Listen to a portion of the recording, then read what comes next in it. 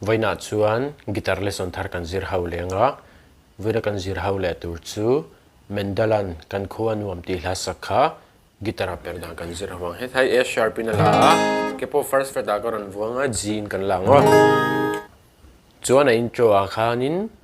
picking pattern karon siam ve a tina kalang na na na na khati dau khana kalang G a 6 a baseline che kan thak leng chuan tina kalang third first second tikhan tikhan 6 third first second kha kha chin chero third first second hlir khana kalang heta po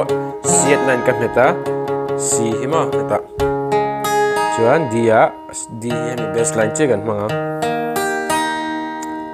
third first second E minor a po tipun kan met the C E minor 7 pon tipo khan na na na na na na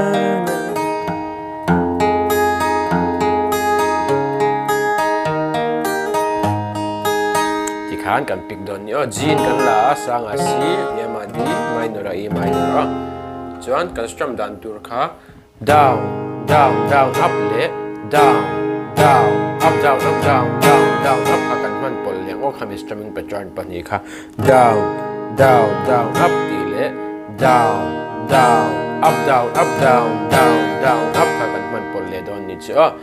ala ne karam play rem lenga ulum de vini lo ngai thale don ne